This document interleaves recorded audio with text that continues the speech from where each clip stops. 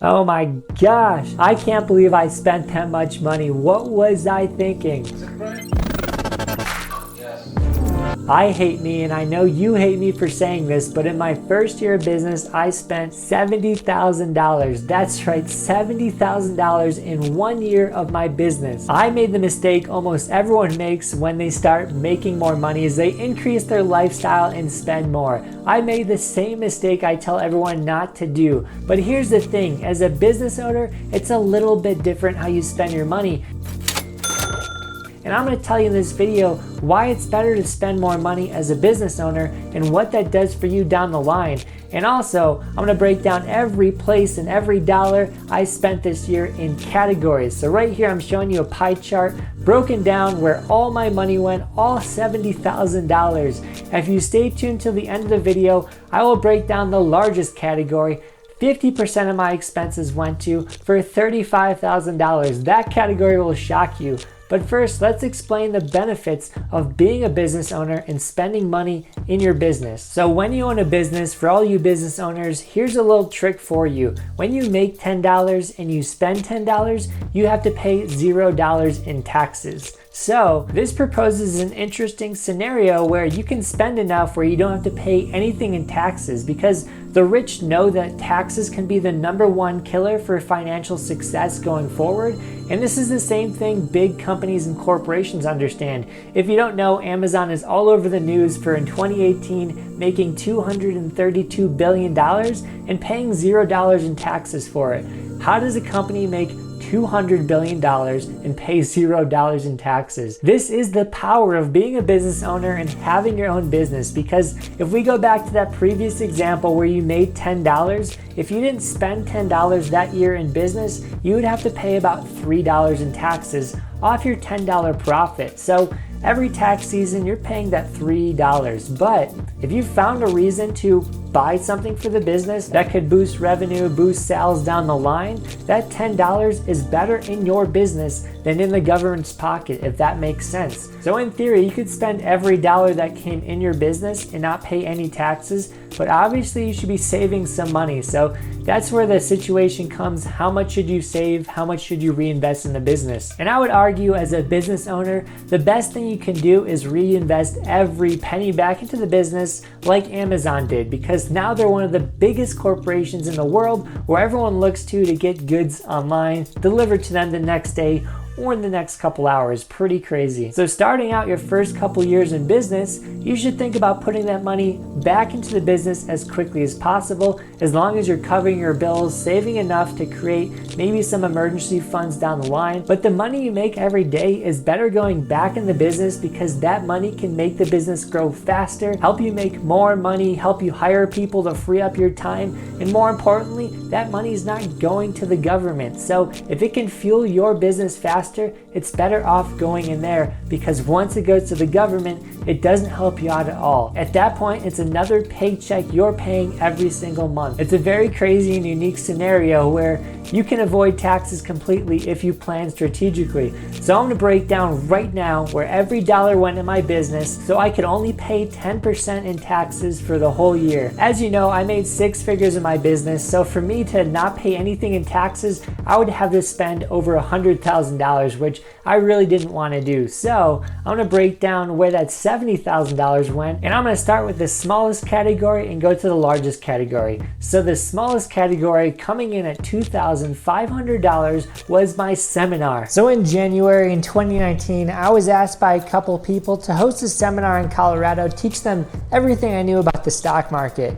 I didn't really want to do this, but I was doing it because I thought it'd be nice and I thought I would get to meet a ton of great people and pour into them. So I planned a seminar which took me months, and all said and done, just 6 months later, after the seminar actually happened, I ended up losing $2,500 on this. So most people have seminars and they make tons of money, but I didn't. I ended up losing money on this, and I'll tell you why. It's because a bunch of people asked for it, but they weren't fully committed. So when the time came to actually pay, pass their deposit, and pay for the seminar in full, they didn't want to go. So I had about 12 people ready to come. They paid their $200 deposit. And the day of the seminar, I only had 4 people surprisingly come. So from the 12 people that said they wanted to come, I only had 4 come, which means I overbooked on completely everything, lost thousands of dollars from this seminar, which ended up being my smallest expense for 2019. Now let's move on to the pie chart for the second smallest expense for 2019, which is gonna be my stock market trading course. So after I hosted my seminar, I said to myself, this was expensive for everyone that had to go. For me, it took a lot of time, and not many people grabbed all the concepts I threw out to them that weekend. So in my mind, it was a waste of time for everyone, and more importantly, it was a waste of money. I think only a couple people nailed everything I taught them. So I said to myself, I have the curriculum, I want people to learn at their own pace, I'm gonna make a course for that. And I didn't expect to push this out by this year, but I did. So everything I taught in the seminar and more is piled into the greatest stock market course on the internet that's roughly gonna cost $1,000 to $2,000 and includes 6 months of my trading group with it. So in total, this cost me another thousands and thousands of dollars because I had to pay an editor who exclusively edited these videos on his own time, and I also had to pay the site for hosting it, which was another $600. So these costs added up quickly, but in the first month of launching this course, I was able to pay for all the expenses that accrued to get this course off the ground and to everybody. So the first 2 expenses, my seminar and my trading course, there's something I put out to the world to make them better traders, teach them everything I knew.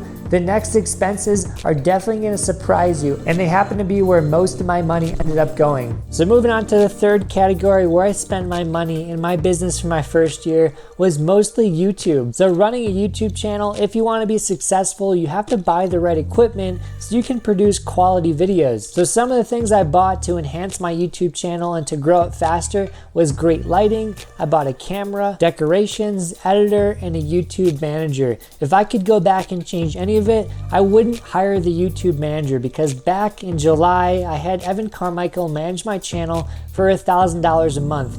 It was pretty steep and I thought he knew what he was doing, but unfortunately he didn't, and I ended up losing a lot of subscribers, a lot of revenue for my channel from it. So reinvesting in my YouTube channel was one of the best decisions I can make because every penny going in that helps me grow my business that much more faster and helps me grow that much more bigger because YouTube is the one place I was able to find clients to buy my products and integrate this business. YouTube is the most organic way to grow in the internet right now. Just for proof, last year I had 0 subscribers, $0 coming into my business, and I put out a YouTube video every single day for a whole year.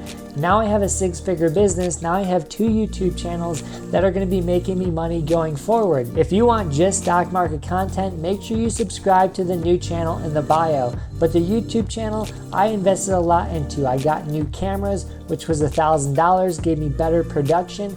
Lighting, I have great lighting, so it just looks better when you're watching it. I hire editors to free up my time, make the editing more streamlined, and make it better for you to watch. The whole goal is to put out valuable content on the internet that is high quality. That's how you grow fast on YouTube, and that's how my business is gonna grow fast. That's why it was a no-brainer to reinvest my money into this YouTube business. Now let's get into the shocking categories I spent money in. The 2 categories you're probably not thinking of, with number 1 being my car. Recently this year, I bought a Tesla because there was a tremendous tax benefit to doing it this year, and the Model 3 became the cheapest Tesla ever on the market in history, so I had to grab it after test driving it. I had a beat up, junky car and I was ready to buy my next car this year. I didn't want to buy a Tesla. I didn't want to spend $50,000 on a car, but once I went to the dealership, asked some questions, it seemed like a no-brainer. So here's my 8 reasons why I bought a Tesla and why it was a great idea and why you should be looking to buy a Tesla too. No-brainer. Reason number 1 is because I get $5,000 to $7,000 back next year in taxes. Reason number 2 is I never have to fill up my car with gas ever again, which is a tremendous time waste for me because I went to Costco and it takes 30-40 minutes just to get your gas in. No-brainer. Reason number 3 is no maintenance on the the car. Because there's such little and small moving parts, you don't have to fix your car ever, because that again is a huge way to waste your time, is bringing the car to the dealership or the service center and waiting all day for it to fix it and then paying that huge bill. So I'm avoiding the bill and I'm avoiding the time it takes to fix your car when it breaks, because the Tesla, in theory, should run perfectly forever. Reason number 4 is we're saving the world. We're emitting less CO2 into the atmosphere. Reason number 5 is it's a tax write-off for me because I use it for my business. I travel a lot for my business. I meet people, so I can write off the mileage, I can write off the monthly payments, the insurance. I can pretty much write off everything because I use this car strictly for business. Reason number 6 why you should buy a Tesla is because it drives itself. So when you're on the highway, you can have this car fully automatic, going in the right direction, getting off the right exit, and you can be answering emails. It sounds crazy, but it frees up your time in this way and makes me more efficient with my business. It's safer from every standpoint to have a computer react instead of a person, a distracted person on their cell phone. Most of the time, that's how fender benders are caused. Reason number 7 is it's sexy, and reason number 8 is it's fast. And those are all both great reasons why you should buy a Tesla. So in my mind, as a business owner with precious amounts of time, I didn't want to buy a car that was going to suck my time away and suck my money away with oil and service appointments.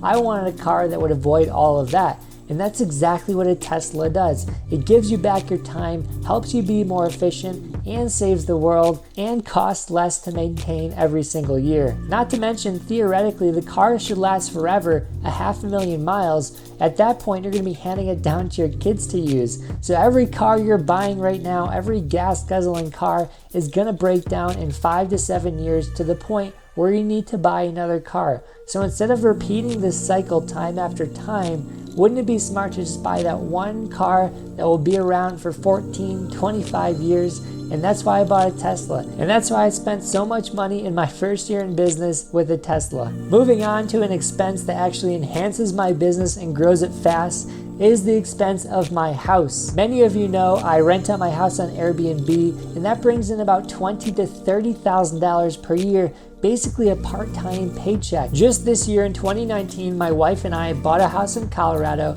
a very popular place for people to travel, with the sole intention of running it as a business. So when we got the house, it was really beaten down, really old, green and red carpets, green and red walls. We wanted to change out everything to make sure this business could make us as much money as possible by remodeling the house. So when we moved in the house, I spent $35,000, half of everything I spent in my first year in business, in this house. Luckily, because of all the work I put into the house actually appraised for $60,000 more than we bought it for. So the $35,000 I put in the house helped my house be worth $60,000 more today. Plus Airbnb of $15,000, I made over 100% on my initial investment in the house. So yeah, maybe I shouldn't have spent $35,000 in the house, but every penny that went in paid me double just 6 months later. And that house is constantly being rented out on Airbnb and constantly paying me every single day, every single month. So this was a great choice in my mind, and the appreciation of this house should be around 10% per year, which is another $30,000 per year. So real estate is the elevator to success in my mind, and this is why I put so much money into a house when I got it this year. You have to be smart and savvy and find ways to make liabilities like a house and a car and turn them into assets, turn them into ways that they can make you money. Everybody buys a house and everyone buys a car, and that's just a bill every single month that is sucking your money away. But instead, if you could turn that into cash generating assets, that's going to help you be financially free in the future and generate cash for years to come. And if you want to know more about how I made $8,000 my first year in Airbnb, make sure you click the video to the right of me. You will love it. Snacks. These snacks ensure I live in my house for free every single month of the year. In this video, I want to break down step by step how my wife and I Airbnb this room, and this allows us to live in our house